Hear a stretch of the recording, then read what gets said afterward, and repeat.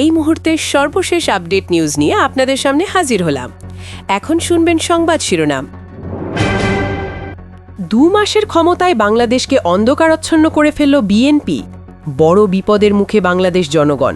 মাত্র 7 দিনেই তেল শূন্য হবে দেশ। হাসিনার মতো পালানোর পথ পাবে কি বিএনপি? আরও জানাবো, অবসর চান মির্জা ফখরুল, মহাসচিব পদে পরিবর্তনের ইঙ্গিত। আপনারা দেখছেন লাইভ নিউজ বাংলা। এতক্ষণ দেখছিলেন সংবাদ শিরোনাম, এখন দেখুন বিস্তারিত। সময় হাতে সত্যি বলতে 6 দিনও নেই। এই কয়দিন পরেই দেশের জ্বালানি খাত একদম থেমে যেতে পারে। ভাবুন তো, রাস্তাঘাটে গাড়ি নেই, ফ্যাক্টরিগুলো বন্ধ, এমনকি বাসার চুলায়ও গ্যাস নেই। একেবারে অবিশ্বাস্য শোনালেও ঘটনাটা সামনে এসে পড়ছে। কারণ দেশের একমাত্র সরকারি তেল শোধানাগার পাতেঙ্গার সেই বিশাল রিফাইনারি প্রায় অচল দশায়। যেখানে একসময় সারা রাত দিন হইচই চলত, সেখানে এখন থমথমে ভুতুড়ে নীরবতা। সবচেয়ে ভয়ের খবর, এই রিফাইনারিতে ক্রুড অয়েলের মজুদ এখন প্রায় শূন্য। ট্যাঙ্কের তলায় এক টুকরো যেন ধরে আছে পুরো দেশ, একেবারে লাইফ সাপোর্টে। কিন্তু প্রশ্ন ওঠে, এমন কি হলো যে হঠাৎ এমন অবস্থা? উত্তরের দড়ি আন্তর্জাতিক রাজনীতির দিকে গিয়ে জোটে। ইরান ইসরায়েলের চলতি টানাপড়ন সরাসরি ছুঁয়ে গেছে আমাদের জ্বালানি খাতকে। এই রিফাইনারি আসলে সৌদি আরবের অ্যারাবিয়ান লাইট আর আমিরাতের মারবান ক্রুডেই চলে।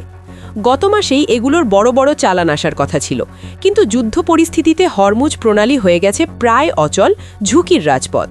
যে জাহাজ নরভিক পোলুক্স তেল বোঝাই করেছিল, সেটাকেও মাঝপথ থেকে নিরাপত্তার জন্য ফিরে যেতে হয়েছিল। এখানেই পড়েছে সরাসরি ধাক্কা। রিফাইনারির 3 ইউনিট আর 2টো বন্ধ। জ্বালানি উৎপাদন নেমে এসেছে পড়তির দিকে। এখন কেবল অল্প কিছু বিটুমিন আর অকটেন তৈরি হচ্ছে। এবার প্রশ্ন আসে, একটা রিফাইনারি আংশিক বন্ধ হলেই কি এত ভয়ানক প্রভাব পড়ে? বাস্তবতা আরও কঠিন। বিশাল আকারের এই রিফাইনারির উৎপাদন একবার পুরোপুরি বন্ধ হলে সেটা আবার চাঙা করতে কেবল সুইচ অন করলেই হয় না। পাইপলাইনের ভেতরের তেলের অংশ আটকে গিয়ে সেটাকে সচল করতে গিয়ে মাস পার হতে পারে। এখানে লুকিয়ে বড় সংকট। দেশের মোট জ্বালানির 24% আসে এখান থেকে।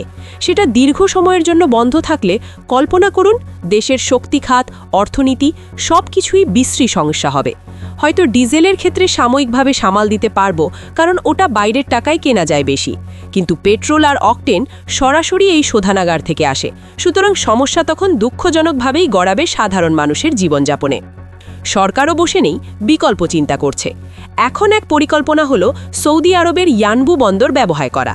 ঠিক আছে, তবে এতে ব্যারেল প্রতি খরচ বাড়বে প্রায় 25 সেন্ট। সংখ্যাটা ছোট মনে হলেও বড় অঙ্কারে খানিক বিশাল। নিশ্চিতভাবেই এই খরচ শেষমেশ সাধারণ জনগণের ঘাড়েই যাবে। এছাড়া সরকার সরাসরি পরিশোধিত তেলও কিনতে চায় মালয়েশিয়া, কিছু অন্য দেশের কাছ থেকে।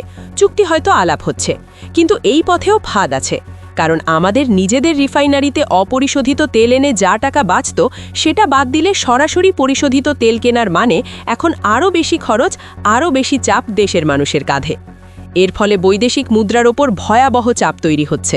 এখন বড় প্রশ্ন, এই বাড়তি ডলারের যোগান আসবে কোথা থেকে? দেশের ডলার রিজার্ভ তো এমনিতেই সংকটে। তার উপরে বিদেশি সোর্স থেকে চুক্তি করা বা পণ্য আনা আগের মতো সহজ নেই। ব্যাংকিং খাত নিয়ে তাদের আস্থা কমে গেছে। অনেকেই সুরক্ষা জামানত বা অগ্রিম পেমেন্ট গ্যারেন্টি দিতে টালাবাহানা করছে।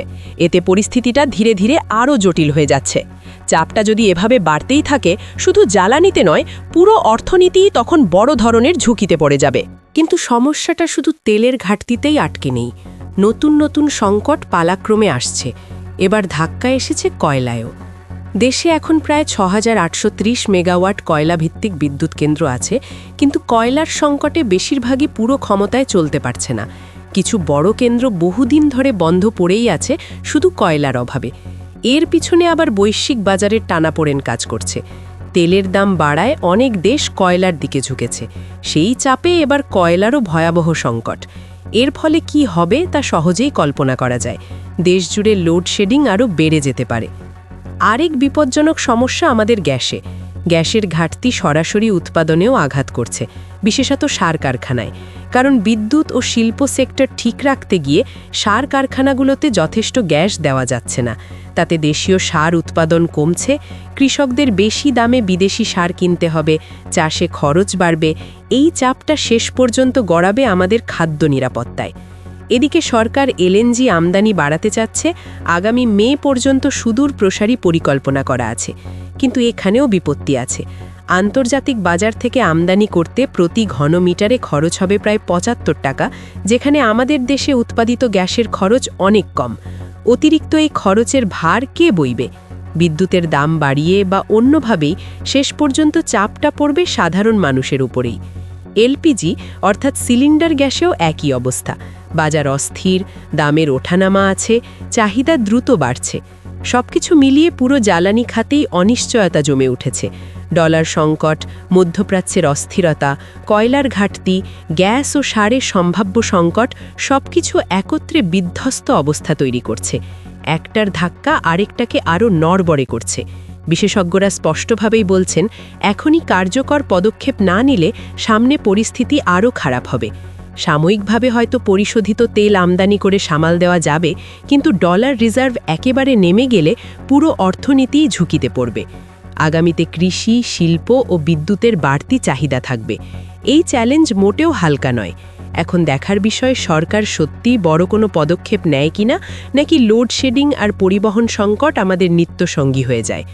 আপনার কি মনে হয় এই সংকট থেকে বের হতে কি করতে হবে? রাশেদ প্রধান, জাতীয় গণতান্ত্রিক পার্টি জাকপার মুখপাত্র, এখন বাংলাদেশের রাজনৈতিক অঙ্গনের সবচেয়ে আলোচিত নাম। সবাই জানতে চাচ্ছে তিনি কি সত্যিই গ্রেপ্তার হতে যাচ্ছেন।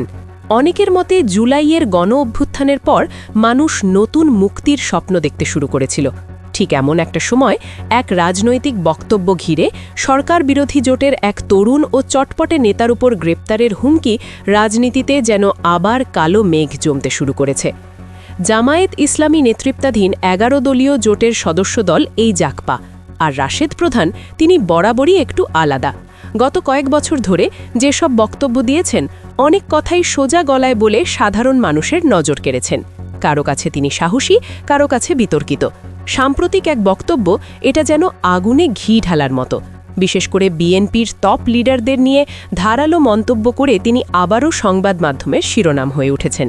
নির্বাচন পরবর্তী বাংলাদেশের রাশেদ সবসময়ই বিএনপির গণভোট আর জুলাই সনদের বিরোধিতা করে আসছিলেন। ওই ১১ দলের নির্বাচনী সভা কিংবা র্যালি যেখানেই যান, লোকজন তাকেই শোনে। এই সব বক্তব্যে তার যত স্বাধীনতা, ঠিক তত লুকোনো আগুনও ছিল। সম্প্রতি এক সভায় সীমা ছাড়িয়ে গেলেন অনেকের চোখে। খোলাখুলিভাবে বিএনপি চেয়ারম্যান এবং বর্তমান প্রধানমন্ত্রী। সবার আগে সর্বশেষ আপডেট নিউজ দেখতে সাবস্ক্রাইব করে আমাদের চ্যানেলের সাথেই থাকুন। আমাদের নিউজ ভালো লাগলে লাইক, কমেন্টস ও শেয়ার করুন। ধন্যবাদ সকলকে।